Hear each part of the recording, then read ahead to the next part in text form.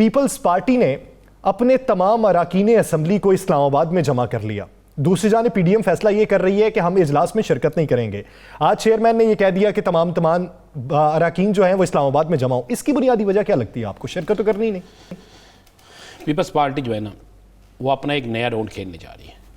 आप गौर करें, एक दफ़ा सेनेट की अदम एतमाद की एक तहरीक थी, सलीम मांडरी वाला, उसमें कामयाब रहे, दूसरे उम्मीदवार हार गए, याद है ना आपको? जी जी।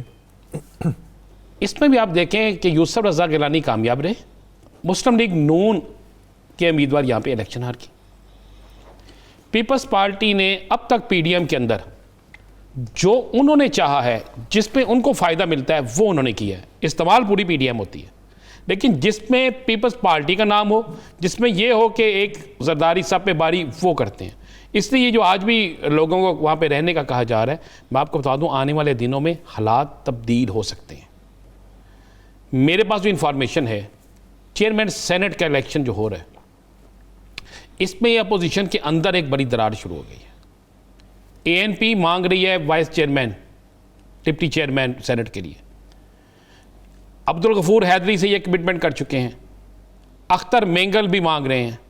अब मैं आपको एक चीज़ बता दूं बड़ी क्लियर, एएनपी इनसे अलहदा हो सकती है। आपको पता है ना, एएनपी के लोगों का बड़ा करीबी तल्लक है संजरानी साहब से, उनकी जमात से। अगर आप उनको डिप्टी चेयरमैन उनका बनाते हैं, तो फिर बलोचिस्तान से किसको लेंगे आप? फिर बलोचिस्तान के लोग तो एक तरफ होंगे ना। फिर बलोचिस्तान एक सूबा तो है, उसके सेनेटर भी उतने हैं जितने पंजाब के हैं, जितने सिंध के हैं, जितने केपीके के हैं। और अगर दो सेनेटर जो एएनपी के हैं, अगर आप उनको कुछ नहीं दे रहे, नहीं डिप्टी चेयरमैन बना रहे सेनेट, तो फिर मैं आपको बता दूं, उनका खुफिया राय शुमारी से अगर इलेक्शन होगा तो दो ये और एक असद जुनीजो, मेरे पास सुनने में आ रहा है, मुझे नहीं पता, और एक दिलावर खान, इनके नाम भी आ रहे हैं कि शायद ये भी वोट ना दें। सुनने में आ रहा है इनका तल्लक जैसी जमात से है। मैंने नाम ले दिए हैं, अब इस पर काम शुरू हो जाएगा। लेकिन हमें जो चह गोइयाँ चल रही हैं, आगे आप चले जाते हैं कि अख्तर मेंगल को आप क्या देंगे? उनके सेनेटर भी तो मौजूद हैं ना, उनको आप क्या देंगे? अगर आप उनको देते हैं तो अब्दुल गफूर हैदरी को क्या देंगे? लिहाजा अब हुकूमत के पास तो शायद कुछ देने को हो, अगर एमक्यूएम हो या कोई और बात मांगती है vice chairman, deputy chairman senate के लिए, तो हुकूमत सीट तो एक है ना। अब क्या शैडो चेयरमैन? नहीं, मैं बता रहा हूँ, अब देखिए, अब जो ले दे या होगा ना ज़्यादा, वो अपोजिशन के लिए मुश्किल हो रही है। अब अपोजिशन के पास जितने वोट हैं, उनमें से अगर 4 वोट कम हो जाते हैं तो ख़त्म हो गया ना मामला, फिर तो मामला ख़त्म हो गया। 4 वोट वो कम हो जाते हैं, अंदर से कोई 1-2 वोट तोड़ लेते हैं, तो मामला किसी और तरफ चला जाता है। पहली शॉट अपोजिशन की अच्छी खेली, उन्होंने इलेक्शन जीत लिया, जीतकर सामने आ गए। लेकिन अभी ज़हन में रखिएगा, हो सकता है अजहर सदीक की जो पटिशन है, अगर उस पर कोई जादू चल गया, उस पर कोई काम हो गया, तो फिर क्या होगा? ये बड़ी चीज़ें जो है देखने वाली हैं।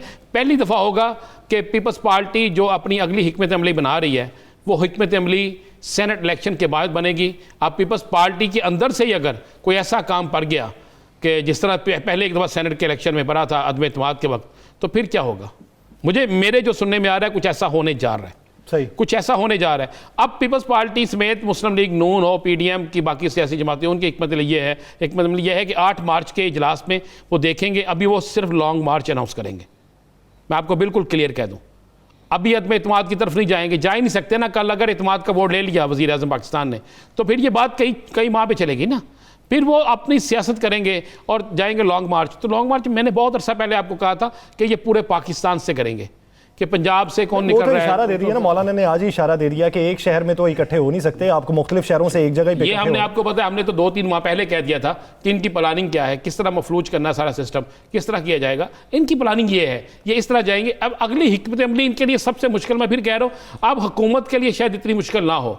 यानी आपकी नजर में हुकूमत के लिए मुश्किल नहीं है, अपोजिशन के लिए देखिए ना, अगर ये हुकूमती इत्तेहाद भी किसी को तोड़ लेते हैं अपोजिशन वाले, तो किसी बुनियाद में तोड़ेंगे ना, क्या देंगे उन्हें?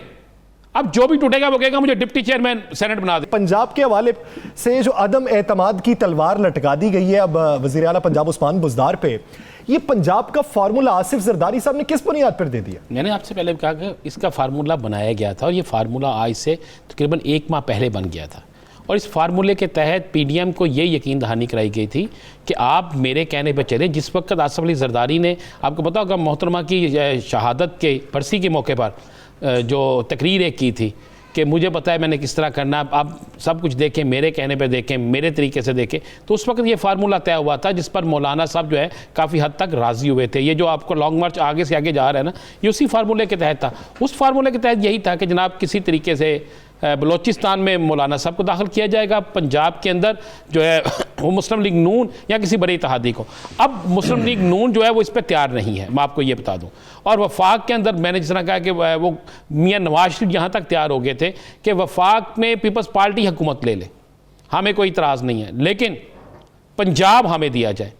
अब मामला जो आसिफ अली जरदारी साहब ने गेम की थी, जो फार्मूला तय किया था, जिस तरह राव साहब कह रहे हैं इतना आसान नहीं है, ये इतना नहीं होगा, अब उस पर अमल नहीं हो सकता। देखें, एक चोट खाने के बाद ना इंसान समझ जाता है कि मुझे एक चोट लगी है, अब मैंने किस किस जगह से अपने कौन कौन से जो जहाँ से पोजीशन ख़राब है, जहाँ पे मेरे खिलाड़ी ठीक नहीं है, वहाँ पे किस जगह पे किसको ठीक करना है।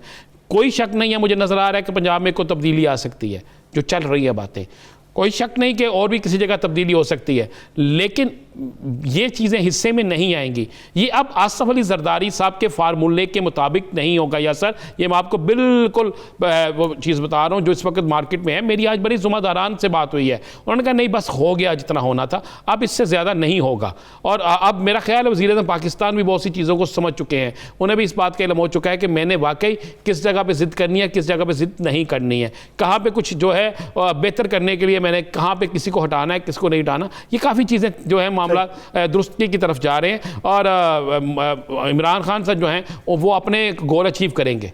देखें, जिस शख्स ने ये जहन बना लिया है कि मुझे अगर सब कुछ छोड़ना भी पड़ता है लेकिन उसके बावजूद मैं स्टैंड लूँगा, तो फिर वो कुछ ना कुछ कर जाएगा।